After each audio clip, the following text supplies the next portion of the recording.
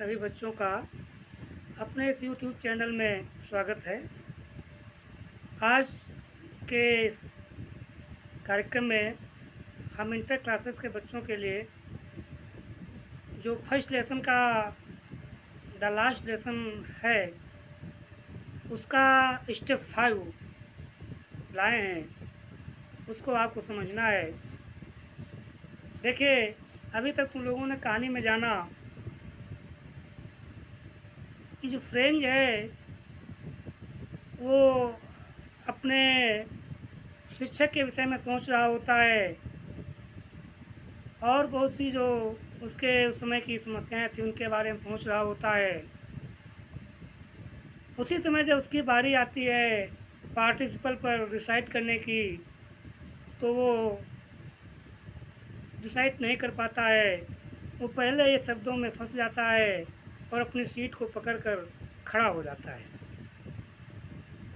अब साहस नहीं कर रहा है कि अपना सिर ऊपर उठाकर देख सके आगे क्या होता है। अगले चैप्टर में देखिए, अगले पैरा में फ्रेंच क्या कहता है।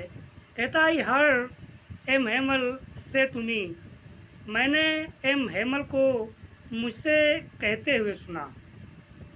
आई हर्ड एम हेमल से टू मी, मैंने एम हेमल को मुझसे कहते हुए सुना। आई उन्ट स्कोल्ड यू लिटिल फ्रेंच, क्या उन्होंने कहा हे छोटे फ्रेंच मैं तुम्हें डांटूंगा नहीं। क्या कहा? आई उन्ट स्कोल्ड यू, मैं तुम्हें डांटूंगा नहीं लिटिल फ्रेंच, छोटे French. You must feel bad enough, तुम बहुत बुरा महसूस कर रहे होगे। क्या कर रहे होगे? You must feel bad enough, तुम बहुत बुरा महसूस कर रहे होगे। See how it is, how it is, देखो या कैसे हुआ। सी हाउ इट इज, देखो या कैसे हुआ। Every day we have said to ourselves, प्रत्येक दिन हम अपने मन में कहते थे।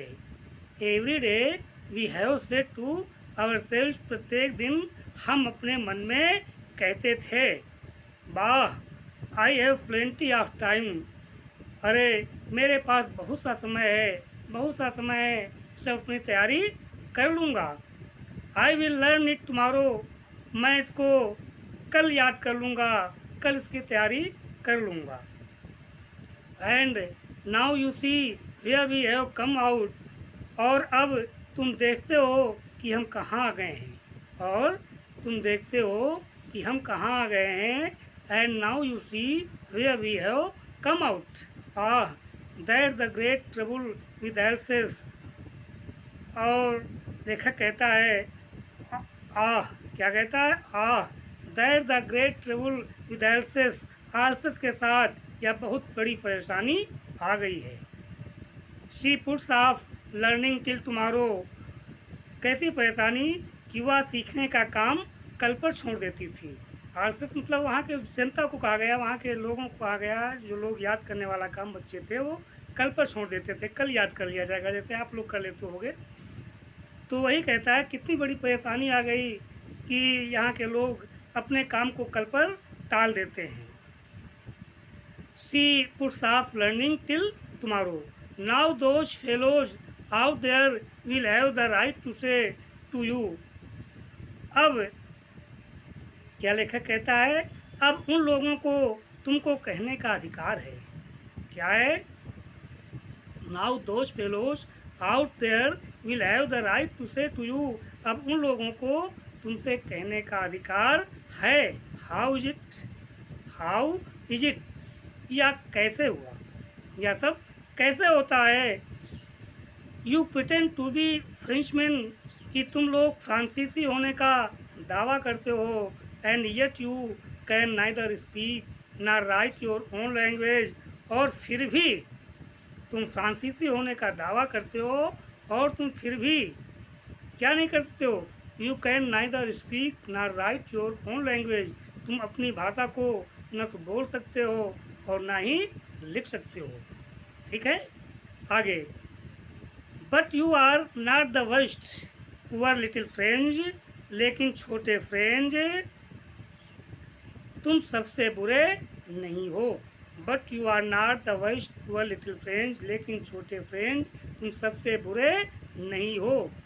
We have all a great deal to reproach ourselves with, क्योंकि खुद को धिक्कारने के लिए हम सब के पास बहुत कुछ है। We have all a great deal to reproach ourselves with, हम सभी के पास अपने आप को धिक्कारने के लिए बहुत कुछ है। Next para, your parents were not anxious enough to have you learn. लेखक कहता है, एम कह रहे हैं, मिस्टर एम हेमल कह रहे हैं, जो मॉन्सियर एम हेमल है वो कह रहे हैं your parents were not anxious enough to have you learn. तुम्हारे माता पिता तुम्हें पढ़ाने के लिए बहुत उत्सुक नहीं थे कि वो तुम्हें पढ़ाएं, उनकी कोई बहुत बड़ी इच्छा नहीं थी।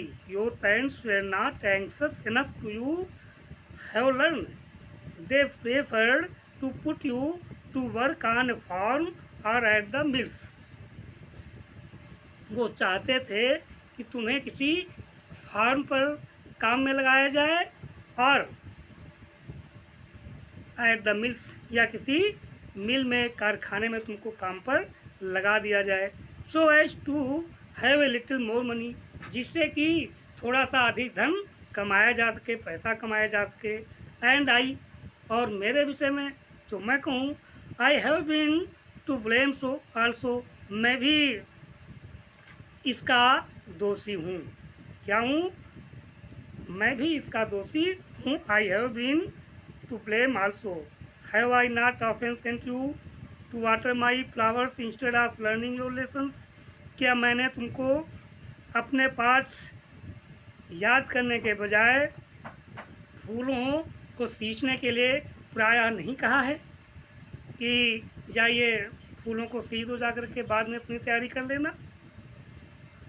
And when I wanted to go fishing, और जब मैं फिशिंग पर जाना चाहता था, did I not just give you a holiday, तो क्या मैंने तुमको छुट्टी नहीं दी है।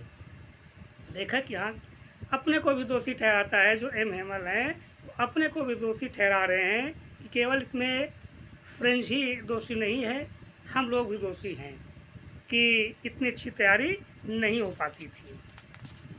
ठीक है, ये 2 पैरा आपको पढ़ा दिए गए हैं स्टेप 5 में। इसको आप पूरा देखिएगा, अच्छी तरह से देखिएगा, समझिएगा। ठीक है, इसका जो स्टेप 6 होगा उसमें आपको आगे पढ़ाया जाएगा। ओके।